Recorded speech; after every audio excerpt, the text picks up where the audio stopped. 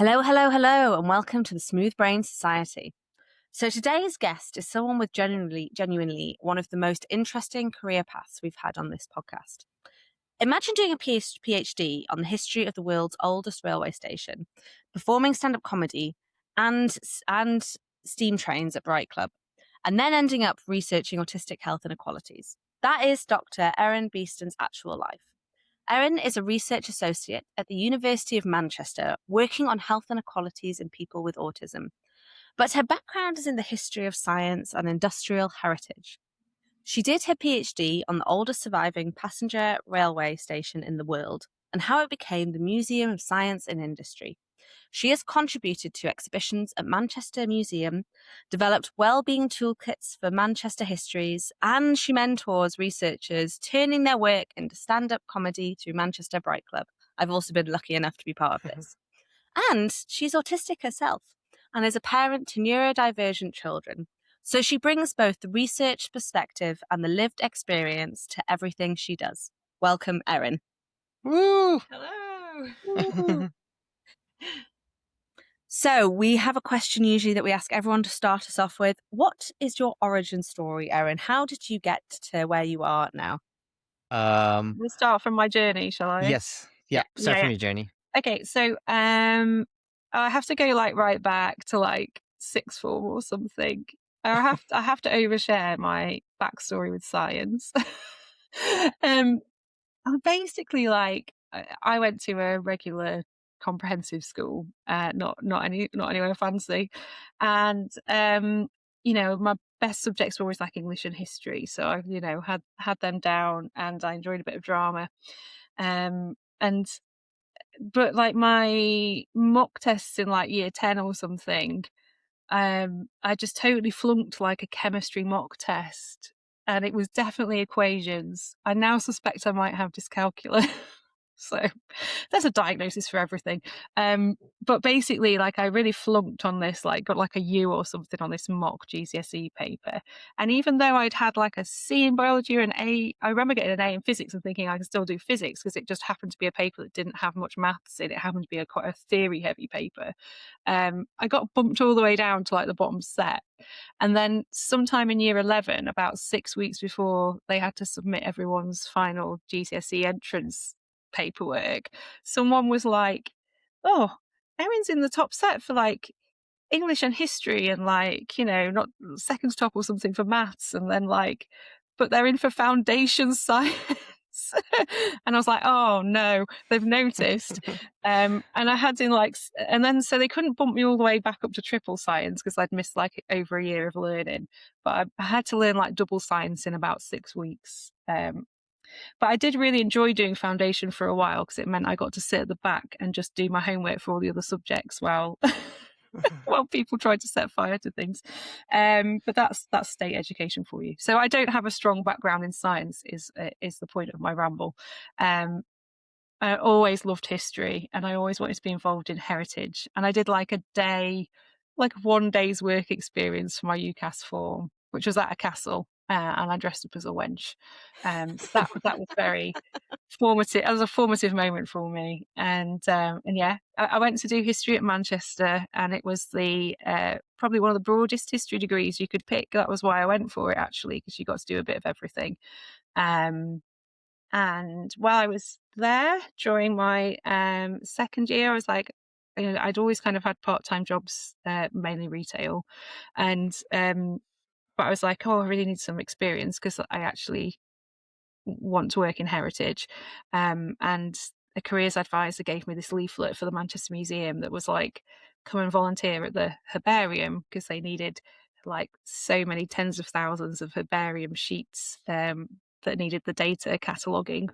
And yeah, so I volunteered sort of one afternoon a week for a year and a bit in the herbarium with the nicest volunteers and curators in this really beautiful historic part of the Manchester Museum building, which from the outside looks a little tiny bit like the Natural History Museum. It's got the same architect and it's very kind of grand looking, and it's got towers on the top that are very Harry Potter-esque.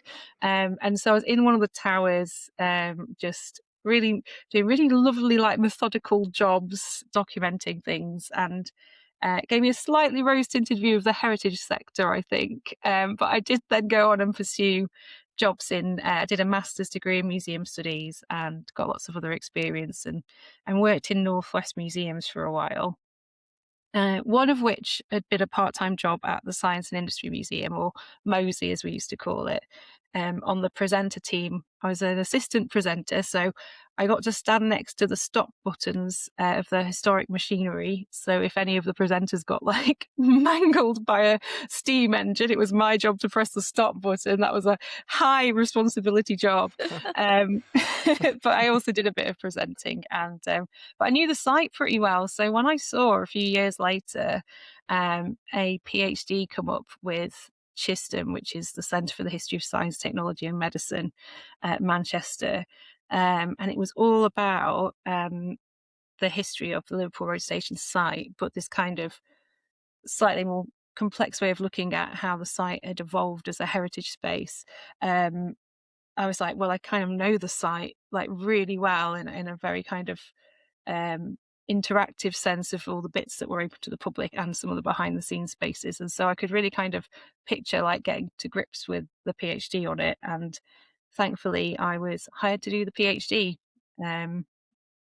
So that's my origin story. Bad at science, ended up in a history of science department, had imposter syndrome because I used to do social history. So I'd moved into the history of science. And then you guys can bring me up all the way to being an actual like fake scientist now. Well, not a fake scientist. Big yourself up. Come on now. So I guess so basically telling us you're a bit of a train nerd.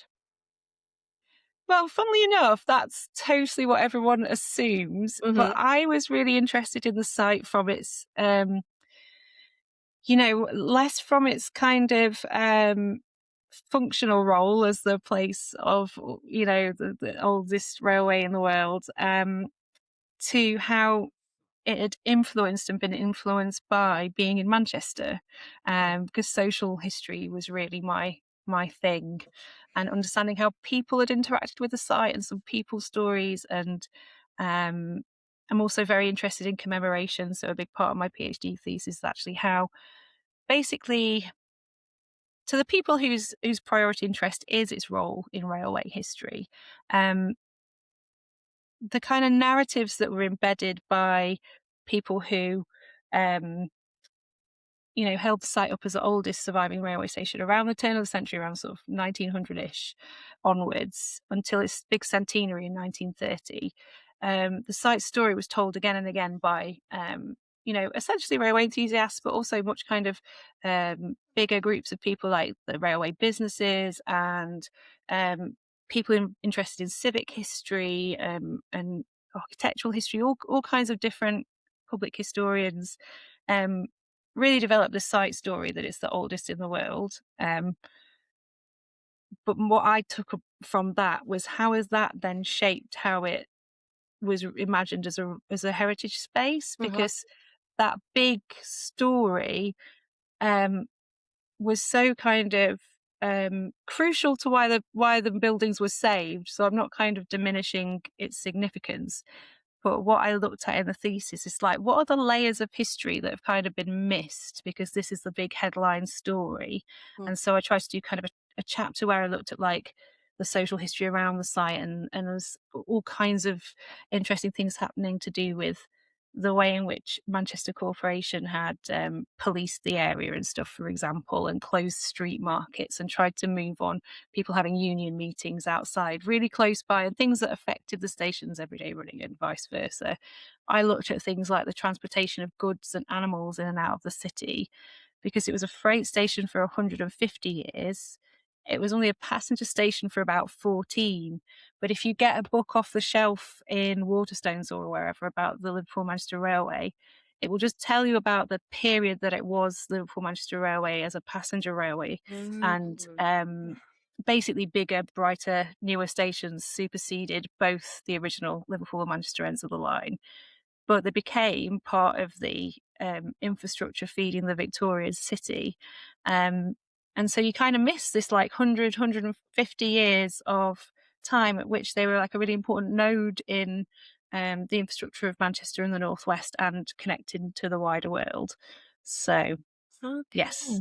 No, that makes sense. It's not so much about the trains, I'm it's afraid. all about the I'm sorry, heritage train behind it. people. So, yes, that kind of brings us nicely into, so yeah, heritage, trains in Manchester. How then did you transition to researching autistic health inequalities? I want to know the logic, because I can see it's there, but I'm sure everyone wants to know more. Yeah, it's super obvious, I know. Well, I did a project for a year. I'd done a bit of, as you know, early career researchers, often we work contract roles or we work on other people's projects and things. And I worked as a year. I finished my PhD in lockdown, which was bad timing. So I was kind of doing bits and bobs, and then did a year as a temporary lecturer, actually on my old museum studies course, which was nice. But then after that, a position came up with Creative Manchester within the University of Manchester, and they were working with Manchester Histories, who are a lovely organisation. They're a charity, and they work with really closely with the City Council and different universities and Greater Manchester to do community activity around the city's heritage. But they don't have a specific place you go to. They do have a hub for activities in Central Library with pop-up exhibitions and stuff, but they've not got like a big museum building or a historic collection or the resource of like a kind of big heritage institution. So what they wanted to look at was a well-being toolkit based on the latest kind of thinking around heritage and creative health. But the sources of information about the past were all from the archives held in Manchester Central Library. And yeah, so I was just fortunate enough to become their knowledge exchange fellow between the University and Manchester Histories, and had a really lovely year working with the team and volunteers, and going out to some community groups and developing these activities that all had it's kind of like a intangible heritage at the heart of it, where we've got some really great digital resources from the archive. So some of it's like audio and video. We've worked with the Northwest Film Archive and Sound Archive as well, and lots of really nice images and things. But the activity around each heritage story in the toolkit doesn't have to be place-based. The idea is that it can be done anywhere in any community setting. So there's like an activity about singing songs, and it's like everything's kind of designed where there's a jumping off point that's maybe something in Manchester's heritage, but the kind of traditions or handcrafts or whatever it is that's being celebrated, you can relate kind of most people's past to, which was fun. I didn't answer your question. So that was a year-long project. And then from there, I saw Autism at Manchester advertise. They wanted specifically a lived experience researcher to come on to the project, because Autism Manchester's a network at the university where a lot of the emphasis is on co-production. So they don't want to do research to or on about the autistic community, but with and for the autistic community. So very much came on board as a lived experience researcher, and they were also working on a toolkit at the time. So it's actually the toolkit plus being autistic link, rather than a kind of obvious subject specialist. No, that completely makes sense. You made a toolkit, and then they were looking for people who could also do kind of a toolkit, and you had that lived experience, so that marries up beautifully. Carry on, but don't put yourself down. Yeah, I think that's it really. So I've been like hanging around ever since, and it's been a really interesting experience, because it wasn't the direction I was kind of aiming for, and I do still do bits and bobs of history, and occasionally still support Manchester Histories, for example. But yeah, I've been working part-time for Autism at Manchester for a couple of years now, and been getting involved with different projects along the way. So I'm helping support working with the City Council, and a optometry lecturer and a psychology lecturer, and my supervisor, to develop basically eye care, better autism-informed eye care resources for the community. I mean, that's fascinating. Can I pick it up there and ask, like, what do we mean by better autism-informed eye care? Like, what would that look like? Yeah, yeah, I think just to mention that, like, we've got some great research as a starting point for this project, because Ketan Palmer, the lecturer working on it, did his PhD all about doing some autism-informed eye care practice. But yeah, it's basically almost any health appointment you can imagine has many barriers to autistic people. So they kind of roughly fall into two groups, where there are barriers that are institutionalized. There might be prejudice, assumptions, lack of knowledge, lack of training, um, institutional in the sense of things that are fixed and can't be changed, like really bright fluorescent lighting in a waiting room that will be a sensory trigger to autistic people. Mm-hmm. Ways about their practice and their booking systems that are just terrible for people with, perhaps difficulties with executive function. So there's like barriers that are like part of the institution that you have to kind of navigate to access healthcare.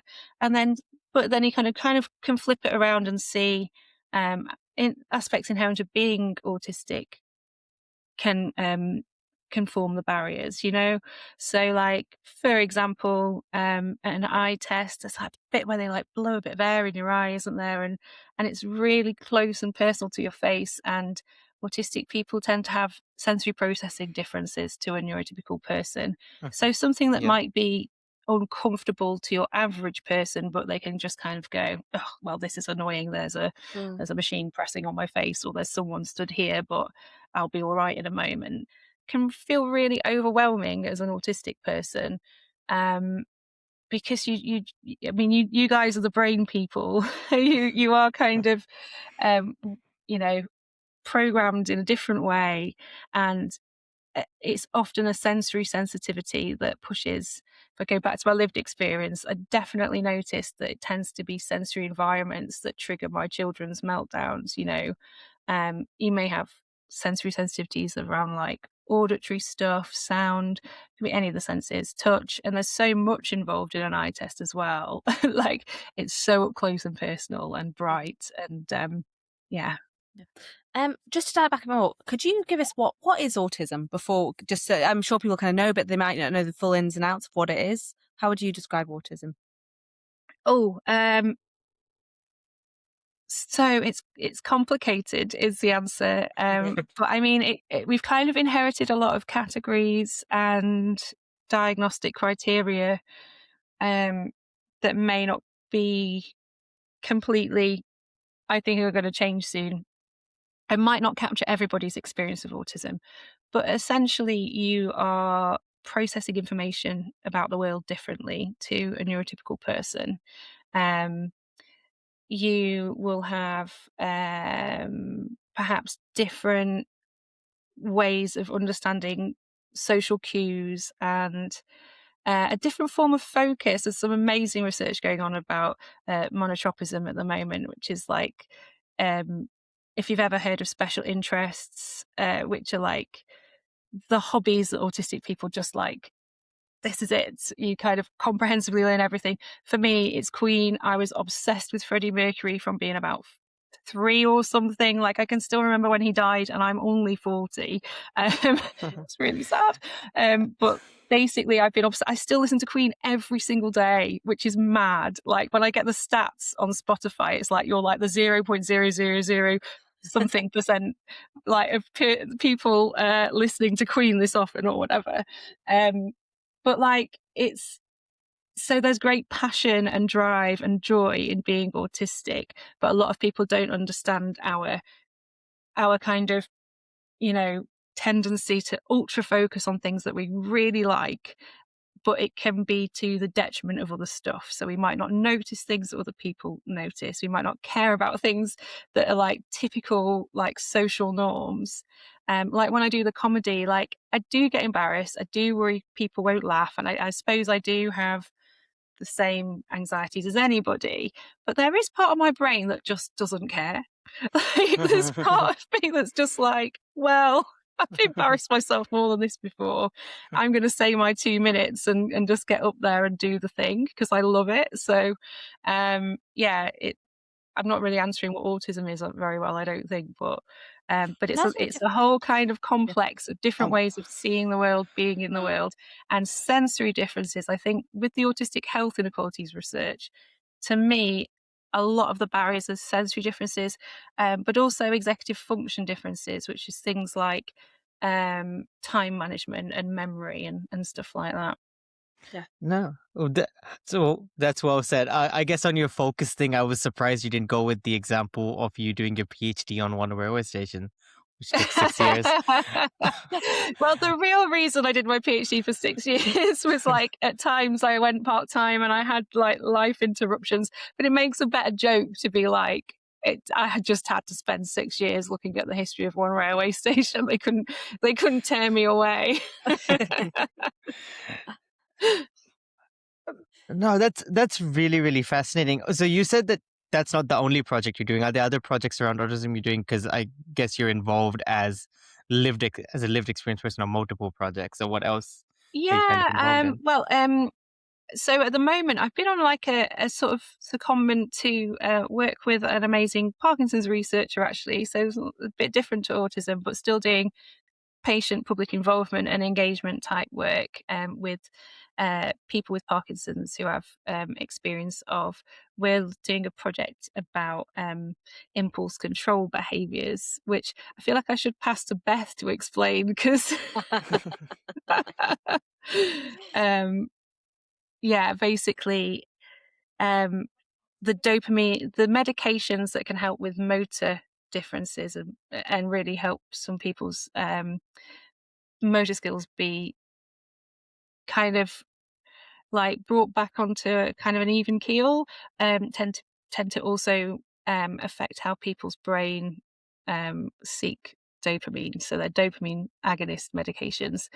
Um, and this isn't any kind of official explanation, but my lived experience explanation is, to me, when I've read about this stuff, it feels like it kind of mirrors the way ADHD presents in some respects, not the whole condition, but in the kind of impulse control behaviors. So it's that kind of not being able to sort of combat an urge. Your brain's just like, do the thing, you've thought of the thing, do the thing. And because I identify as ADHD, because my kids are ADHD as well as autistic, but the waiting lists are crazy. So I don't have the certificate, but I'm pretty sure I'm both. So I can't relate to people's experience of Parkinson's, of course not. I listen to people, but I do feel like I can relate to the impulse control.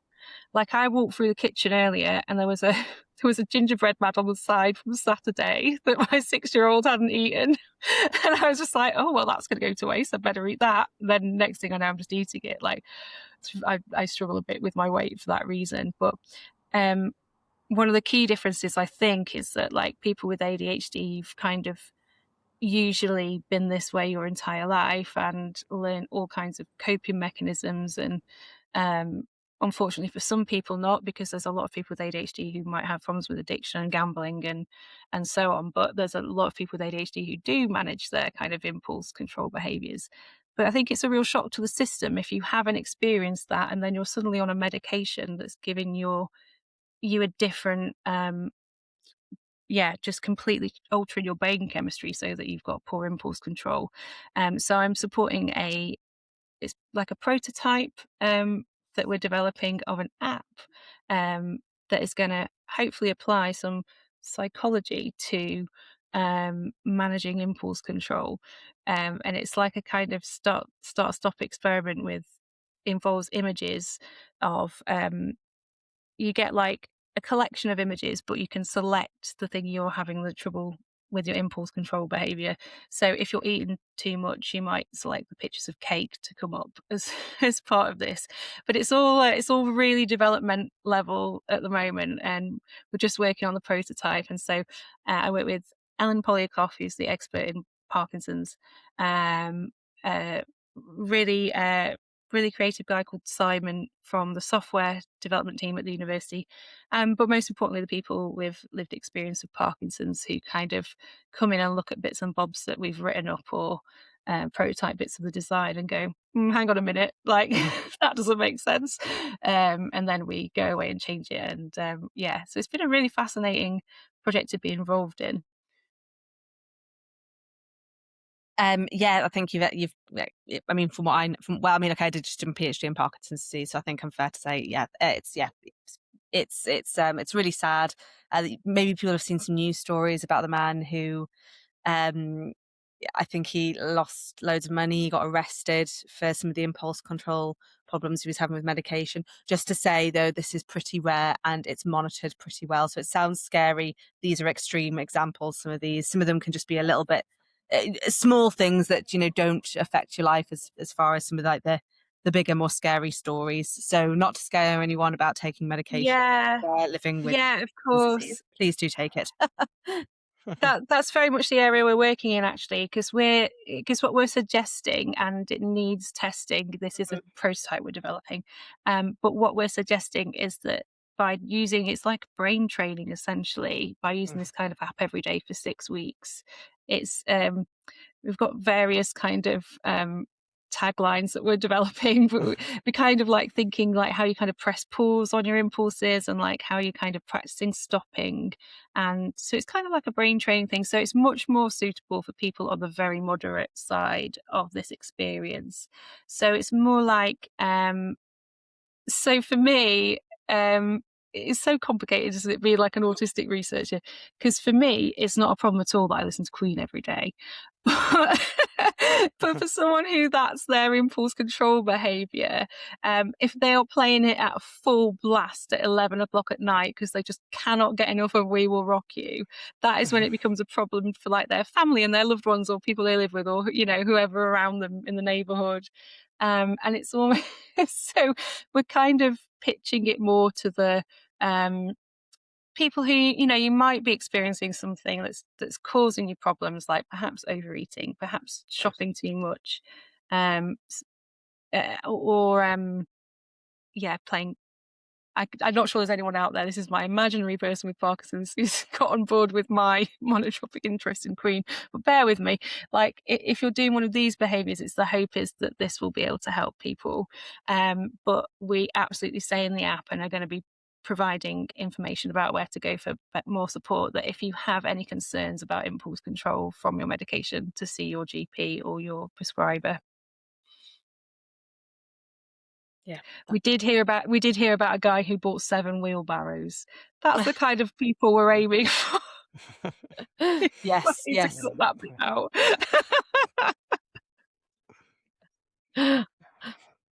No, it's excellent. So, are you doing both the vision and the Parkinson's research at the same time, or is one kind of finishing and one starting?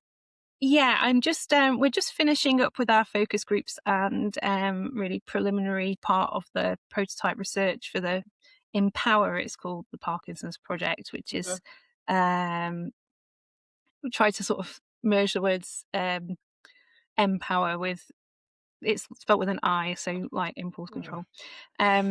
So yeah, that's ongoing with Ellen and the team behind that, but my part helping them will finish soon-ish, and I'm just about to get going with the optometry project, which we will be working with some students on in the autumn. So we'll train students to basically the students who would do service learning as part of their degree anyway, but we're going to give them some autism specific training around what kind of considerations you might need to make with these patients, and then we go out later in the year in the autumn, take the students with us and their nice new training, and provide some information for autistic people in the community, kind of like community centres type places around the city of Manchester.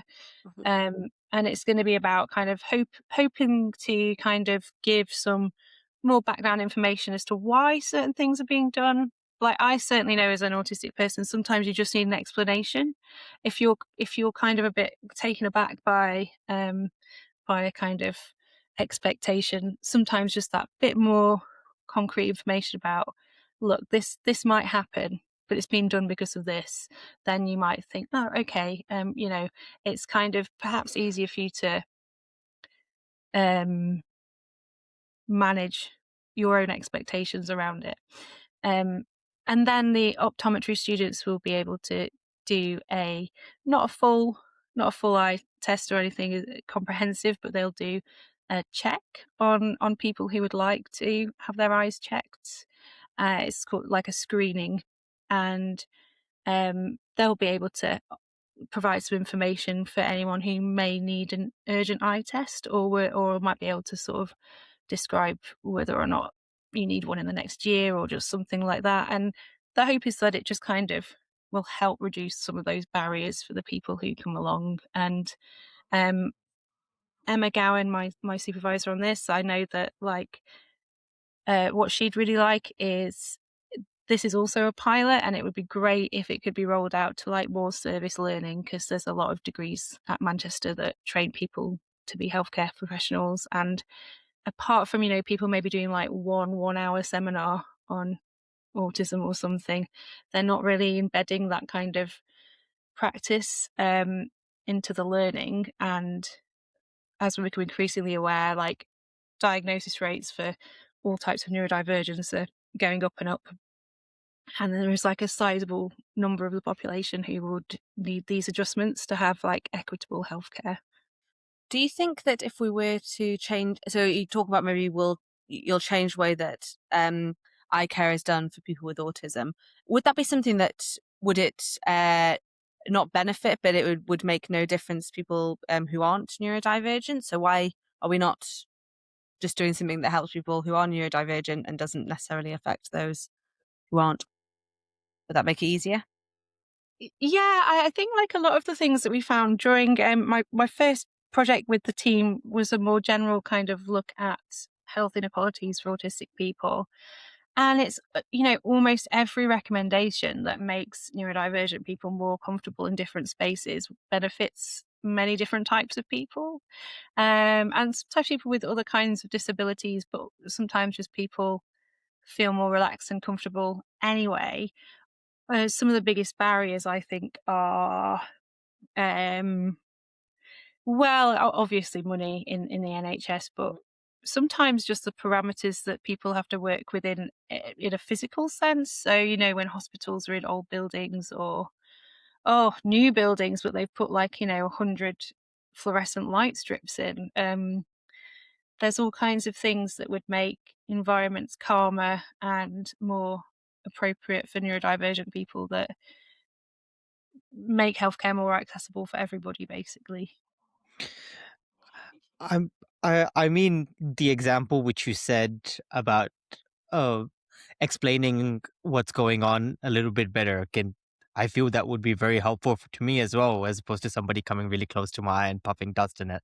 Like, if you told me why, that would help me myself as somebody who's not autistic. So I assume that some certain things like that could just help everybody. Yeah, I think there's I don't know really the kind of this kind of sociological reasons that the power relations as such have always been in a way so that as the patient you will receive the letters telling you to go to, I don't know if it's a hospital appointment, go to follow the yellow line to ward BA 10-4 or whatever, Yeah. a lot of the time you don't get additional information without going away and researching yourself, or occasionally for appointments I have you do get additional information, but it's like wedges and wedges of photocopied stuff and you're not quite sure why you've received it. But I think the power dynamic historically is very much like you're the receiver of information and you must turn up and be on time, and that's your part of the contract. But really there needs to be more transparency about a lot of healthcare, and quite clearly like the limitations of money and time are part of this, but also it is just about alleviating, I think, anxiety in a wider sense. Like I was just saying, like how for your kind of typical average person who might not have a neurodevelopmental difference can still also get anxiety and concerns about health appointments. And a lot of the tools for autistic people would help with that. So, for example, one thing we use with my kids a lot, social stories. Now, it might not have to be this level for everybody, because a social story, the idea is you kind of put the person as a character in a story. So I was having an operation, so I had to kind of position Oscar, my son, as the person visiting me and stuff like that. You probably don't have to go to that level, but certainly like a step by step. And one of the slightly positive offshoots of COVID, I think, is quite a few hospitals started doing like 360 videos of where they were, like their wards and stuff. I certainly looked at them during COVID, where somebody had taken even probably just a mobile phone on a tripod or something, and like filmed going in all the different rooms and stuff of where you are. But like that level of information beforehand, even if it just takes you 5 minutes to watch the video, or some printouts that are like, as you approach, you're going to see some traffic lights and a crossing and this way and that way. Actually, just ignore them, go this way. Just all of these things will start to break down someone's anxiety. So if you have got, the health concern is your main concern, you're not being distracted trying to figure out all this other stuff. And autistic people I've spoken to as part of the Health Inequalities Project, people will go and practice a route beforehand, for example. I've definitely done that. Like, I mean, especially because I had a COVID baby, and it was at a different hospital to where I'd had my other baby. We did like the drive a few times just to try and calm me down. But I suppose it's taking away the need for someone to take on that level of individual onus over it. And I think it's one of the things that I really don't like, dividing people into like levels or categories with autism. But I suppose one of the things that differentiates people who I suppose are kind of coping, navigating these systems would be, so for example, in that instance, I had the time and the resource and a partner to help me do a practice run, right? And in a car.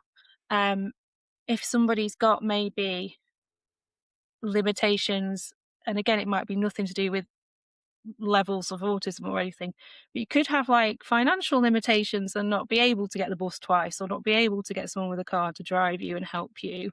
Or if you do have more complex difficulties with your autism and some intellectual disabilities as well, for example, you're going to really struggle to do that. So what we need is people to, when you've arranged a healthcare appointment, provide you with clear yet comprehensive information that will mean that you feel comfortable navigating that environment, whether it's the directions of how to physically get to the place, but also perhaps more importantly, how to navigate the situation. What kind of waiting room is it? Is there going to be like, is where you're going to be sat going to have loads of people walking past, or is it going to be a quiet space? And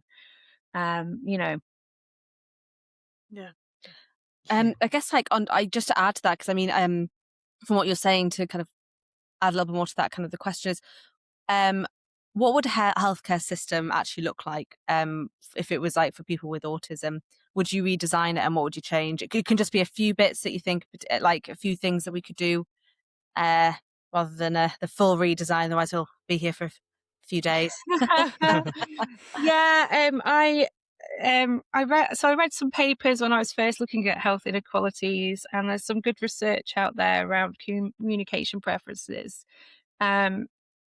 So phone calls, I mean, I hate them. When you get a letter saying you have to call to confirm, it's not a preferred communication style for autistic people. I don't know. I don't actually know the details behind it, to be honest, but I imagine it's because we're robbed of any cues whatsoever and we struggle to read social cues. But apart from the tone of voice, but you may struggle to decipher that. So, and I get so frustrated. This might just be me being a grumpy person rather than an autistic person. But when I've been told to ring to confirm, and you ring and they ring out and they don't have an answer phone, and you're having to constantly phone. And also there's an element of executive function as well. Like I'm constantly having to set myself reminders because I have a lot of appointments for my kids' health as well as my own. And like when you're like, oh, you must ring this number to confirm, or I must send this slip back. I've been sent letters before where they're like, if you don't return this slip within 4 weeks, you'll be discharged. God. The last time I got one of those, the letter didn't arrive in the post till the 2-week mark. So if you'd been on holiday, you could have missed that.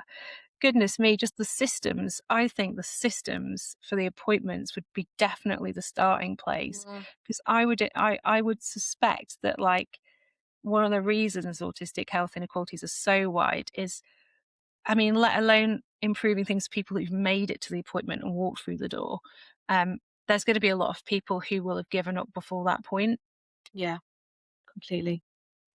So basically, that's something so simple to do. It's just like we just need to make sure we've got communication preferences and we're actually like sticking to them. Yeah. Yeah, that's yeah. Well, I guess this kind of moves on to like a question that I like to ask every time. Let's say you have unlimited funding. You've been given a £2 billion grant. The ethics committee are on holiday for 2 weeks, and do you know what, Erin? They trust you. They trust you completely. So, what would you want to do? What would be and it can be in anything. Because I know you span a few areas at the moment, but what would your research be? Oh wow. See, now I feel bad abandoning my people in the waiting room if it's not about health inequalities. But Up to you. yeah, yeah, I mean, like, definitely an overhaul to the appointment system, as we were discussing, but that might be beyond the remit of a research project.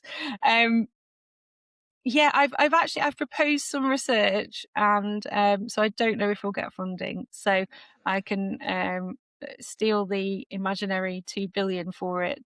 regardless. So I'm interested in bringing together my areas of lived experience research with heritage again, and one thing I'd really like to explore is autistic communication preferences and the autistic joy and the autistic imagination in heritage practice, because when people talk about access to heritage spaces, it's very much in, that's not to say there aren't people doing good work out there, but it usually means in a very kind of practical sense. So you do get some great like museums and organizations who will do social stories, and like my kids have had like sensory backpacks. And the most wonderful encounter was it's actually at, hang on, I think it was Windsor Castle, trying to remember, a little while ago. We were down for Windsor Legoland was the headliner, but I got to take my kids to Windsor Castle. And somebody had said on something on the website or something, when I was reading bare pages about autism, they'd said about like ask for a sensory bag or something. I thought it would be like one of these rucksacks you sometimes get at a museum that come with some things of different textures and some fidgets and sometimes some ear defenders and tools to explore an exhibition. But actually, we were looking at some stained glass in, I think it was St George's Hall, and the guide came rushing up after I'd asked for it and opened this like velvet pouch, and what it was physically the tactile materials from the room. And it was quite fragile stuff, but like there was the trust there, which was nice as well. So my son got to kind of hold, after the fire at Windsor, they basically had to re-kit loads of this particular area of the castle out. So it was like, this is the kind of wood we used, this is the kind of glass, and like, so that kind of object encounter was really special and really memorable.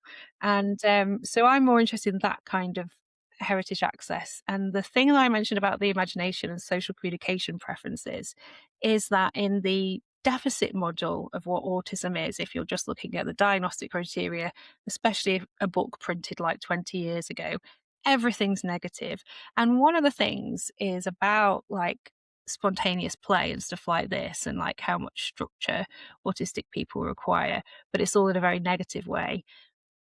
But if you look at recent research about like games in particular, like role player games, board games, anything where someone sets you some kind of framework people can be hugely imaginative. In fact, some of the most creative people I think in the world are autistic, and it's just been massively overlooked for years and years. And what I would like to do is explore that in a heritage space. So what I worked on a proposal with English Heritage to look at some work they'd already done in the past with folklore stories, but how perhaps working with like a D&D master and some creative practitioners to do some work with neurodivergent young people, where you actually give them the autonomy as well to direct how a story goes, how they can use local folklore traditions, the spaces of a castle, and the way in which they communicate and they imagine and perceive things to create something for like all visitors at those sites. So that's the thing that I'm really excited about at the moment. That sounds really interesting. So basically just saying we're taking all 5 senses and we just need to be, to get fully involved and immerse ourselves is a good way. Yeah, that sounds like fantastic. And worth £2 billion. We'll test this across all castles in the UK. There's a lot of castles. There's a lot of castles. We need autistic engagement at all of them. I mean, that sounds incredible, isn't it? But is 2 billion enough for the sheer number of castles we have around the UK? I mean, we can up it to 3 billion if needed. Not a problem. Not a problem. The ethics committee on here, so we can all be a little bit silly here.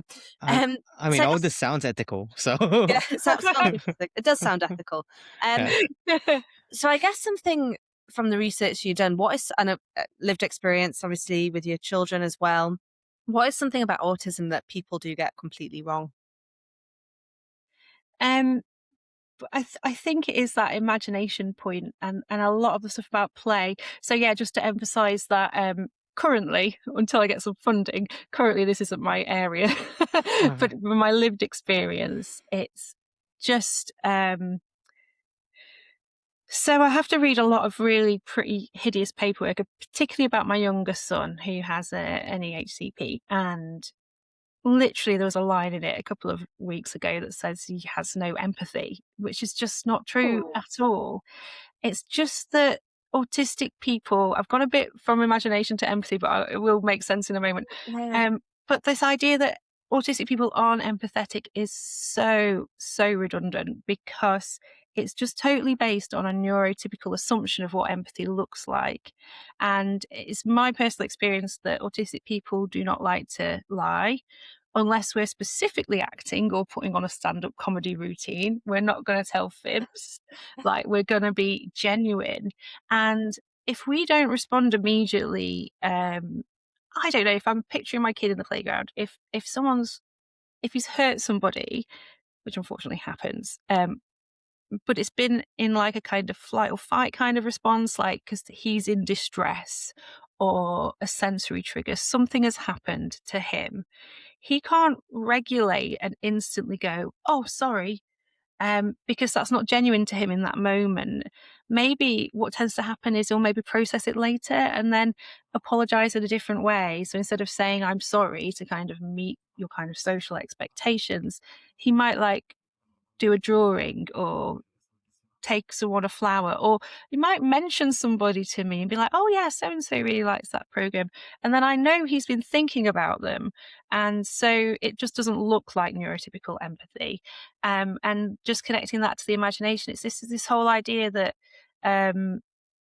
just because you don't, when they're measuring my kid and they're looking at his play, and he likes to play alone a lot. He likes to do parallel play. He loves playing alongside people, not really interacting in their games, mainly because he's got a really strong drive for autonomy and wants to play by his own rules.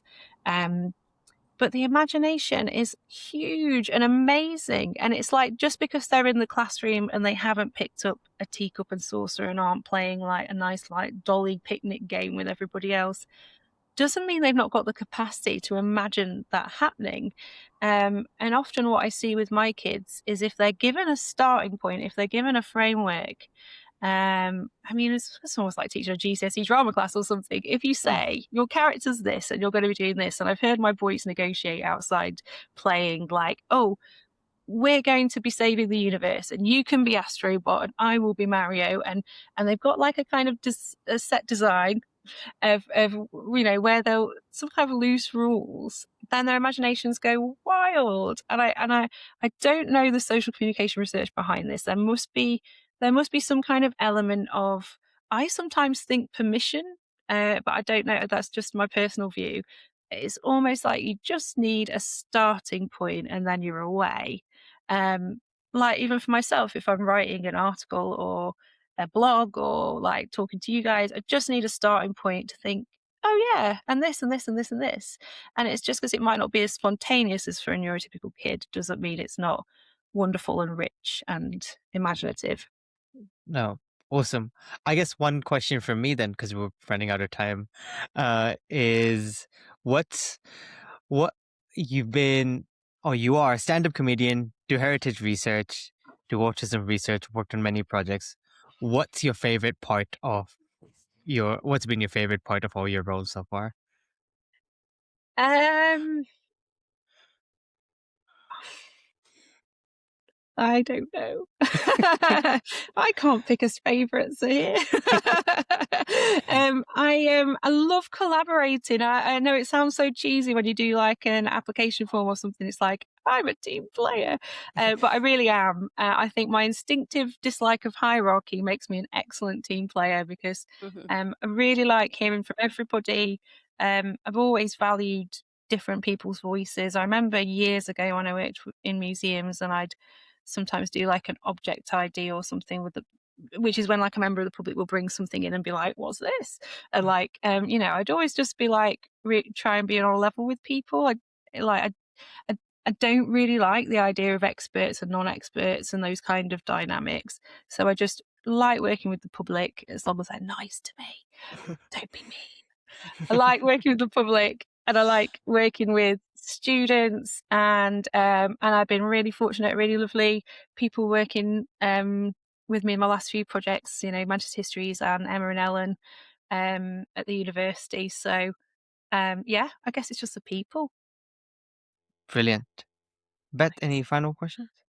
Nope, I think that was the one about one that gets what people get wrong about people with autism was my end one there. I guess like very, very, very quickly, I think a good one to end on is like a quick question and answer is, what do you hope your research contributes and the legacy you want to build? I would just like to and this has changed so much. Like, it's such a cliche to say that like having kids changes you. Obviously, it changes me immensely because that's how I recognize my own neurodivergence, but also advocate for them. Is somebody whistling? Oh, there's a police car. Sorry. They've come for you, Beth. Sorry, I got distracted. Let me turn off audio.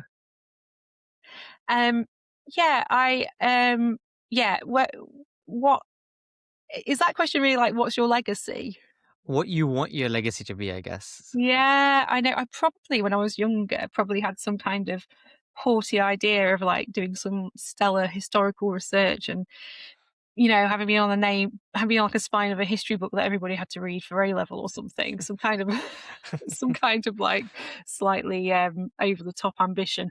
But now it's much more just like I would really like to contribute to research that does make things better for people. I mean, whether that's like feeling more a sense of belonging at your local, I don't know, heritage space, or feel like you belong, or whether that's more specifically the autism advocacy side of things. Like, I just really like the next generation to like grow up in a world where there's just a lot more acceptance of difference and in all its forms, not just, oh no, my alarm's gone off to tell me to pick up my kids.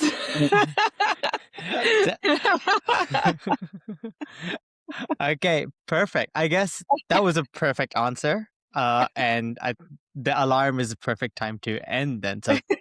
So thank you so much, Erin, for coming on. You're very welcome. I hope my garbled responses made sense. No, they did. It was great. Hopefully we can have you on again later for longer. But until then, take care so much. Thank you, everybody, for listening. Bet's on mute with cops behind her, so we'll Oh, let yeah, her taking it go off as a- now. They've gone. It's just me and Moose aggressively purring. Awesome. So thank you so much. Thank you, everybody, for listening. And until next time, take care. Bye, Bye. everyone. Bye.